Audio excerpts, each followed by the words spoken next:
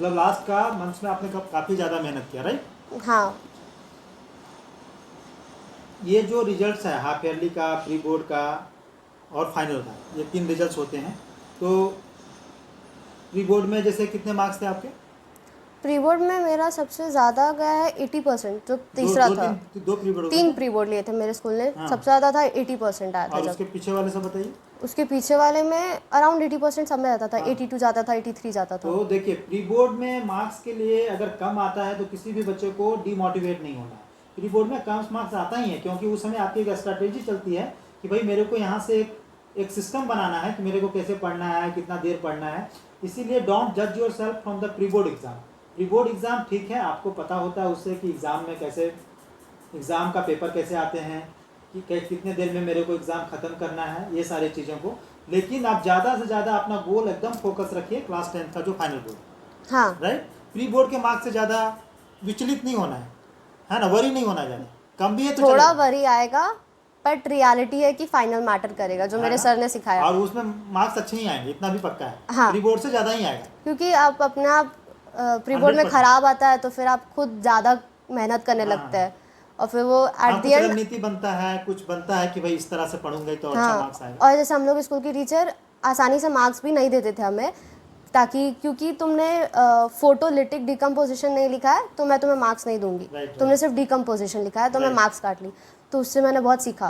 Right right. तो और बीच बीच में जो पेपर्स हम लोग, हमारे टीचर्स को इंस्ट्रक्शन होता है उड़ान के टीचर्स को कि आप बच्चे का कॉपी चेक कीजिए। प्री बोर्ड में जो वो आपका सैम्पल पेपर बच्चे सॉल्व किए, हाँ, उसको मेरे आप सर चेक वो कीजिए। चेक करते थे। हाँ, तो उसमें सर बताते भी होंगे, देखो ये स्टेप मार्किंग यहाँ ये गड़बड़ हो रहा है, ये ठीक है। हाँ, वो क्या मुझे होता है उसके स्टेप बाद? मार्किंग में बहुत ध्यान देते थे। मैंने उनसे ज़्यादा सैम्पल पेपर चेक नहीं कराए होंगे। वो बोल देते थे कि ये सैम्पल पेपर भेजा है, ये मैं चेक करूँगा, ऐसे। तो मैं लिख के रखती थी कॉपी में, वो उसको घर लेके जाते थे, वापस लेके आते थे, उसमें मार्क्स लिखा रहता था। और फिर वो पूरा समझाते थे कि तुमने यहाँ पर ये स्टेप मिस कर दिया है, यहाँ पर तुम्हारी गलती है, वो सारे चीज़ यहाँ बताते थे तुमको आपको। ब्रैकेट में लिखना चाहिए था।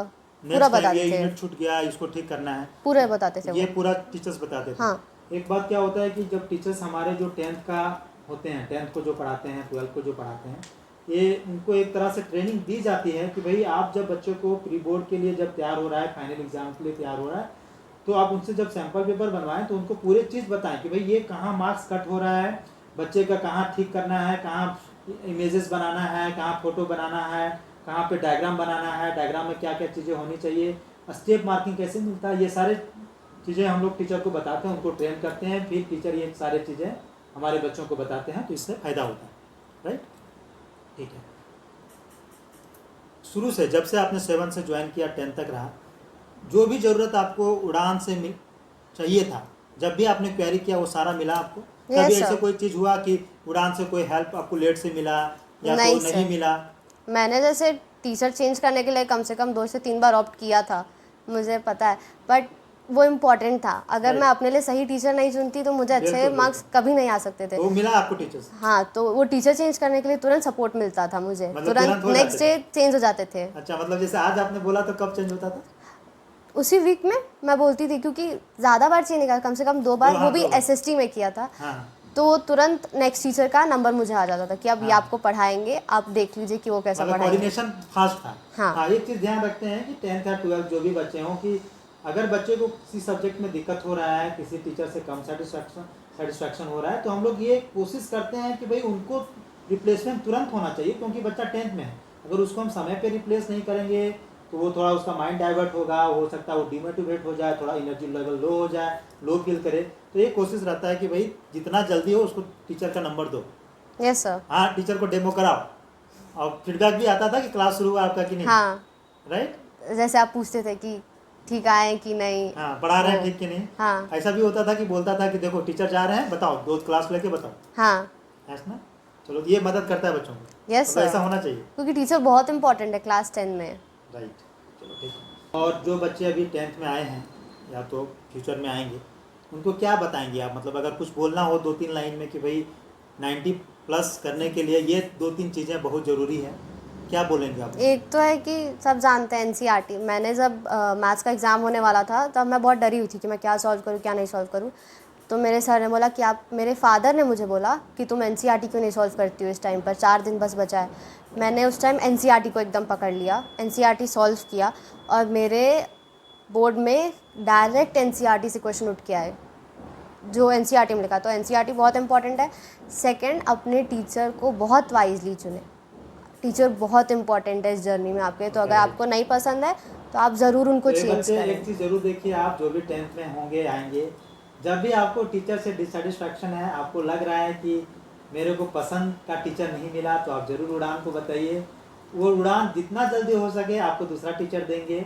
लेकिन ऐसा भी नहीं है कि हम लोग बहुत ज़्यादा टीचर चेंज करते हैं। नहीं सर। कोशिश करते हैं कि आपको ऐसा एक टीचर मिल जाए जो आपको पूरा 10th का एक जो हाँ सर, जर्नी मैंने एक है। बार 8 में किया था और एक बार 10th में एसएसटी वाले के हाँ, लिए किया 8 था। में इन्होंने एक बार टीचर चेंज किया, 10th में तो जरूरी भी है, क्योंकि होना चाहिए। हर बार होता है कि बच्चे के और टीचर के बीच में ट्यूनिंग नहीं बनता है, ये ट्यूनिंग बनना जरूरी है। और इसमें कभी भी बच्चे को हेजिटेट नहीं होना चाहिए। आपको लग रहा है कि नहीं, I need more better teachers, you should must call to the Udaan representative and tell him कि sir I want new teachers और रिप्लेस माय ट्यूटर्स। और आपको 10th में जब भी किसी भी सब्जेक्ट का, क्योंकि 4-5 सब्जेक्ट्स हैं, कोई भी सब्जेक्ट का आपको रिक्वायरमेंट पड़ा तो टीचर मिल गया आपको। हाँ सर। फौरन मिल गया, तुरंत, बहुत लेट नहीं हुआ। नहीं सर। और वो आपको हेल्प किए। चलिए, ओके। रिद्धिमा का जो पापा हैं आरके सिंह नाम हुआ। Yes sir. He is a very good nice person. मतलब 4 साल से ज़्यादा, 5 साल से भी मैंने आरके सर के साथ काम किया, तो काफ़ी अच्छे इंसान लगे।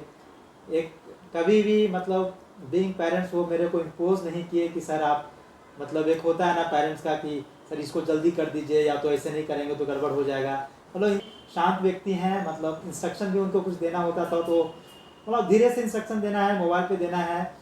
तो ये अच्छा लगा आरके सर का, और काफ़ी हेल्प किए और काफ़ी मदद की है इस पूरे 4 से 5 साल के जर्नी में। क्योंकि रिद्धिमा के पहले इनके बड़ी बहन जो थी, क्या नाम है उनका? रिशिता। हाँ, रिशिता पढ़ी। तो दोनों देखें कि बीइंग फादर उनका काफ़ी सपोर्टिव नेचर रहा टुवर्ड्स देयर चिल्ड्रन और टुवर्ड्स द ऑर्गेनाइजेशन ऑल्सो। काफ़ी मदद किए, वो कभी कुछ बर्डन टाइप का नहीं किए। और मतलब क्या बोले, अच्छे इंसान हैं वो। और अच्छा लगा काम करके आरके सर के साथ भी। अभी तो वो नहीं है, ड्यूटी में है अपने, तो शायद कभी यूट्यूब पे सुनेंगे वो, तो उनको पता चलेगा जब हम उनके घर पे अभी आए हुए हैं। और रिद्धिमा, आपने बताओ ये कि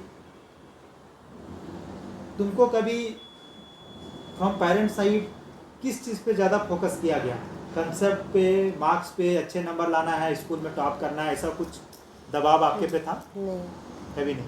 किस चीज़ पे फोकस ज़्यादा किया पेरेंट्स साहब? मेरी हेल्थ पे।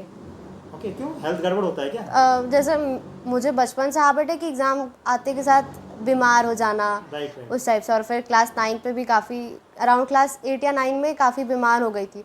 तो मेरे पेरेंट्स का कंसर्न था ये नहीं कि मैं कितना पढ़ रही हूँ, ये था कि मैं खा रही हूँ कि नहीं ठीक से। राइट।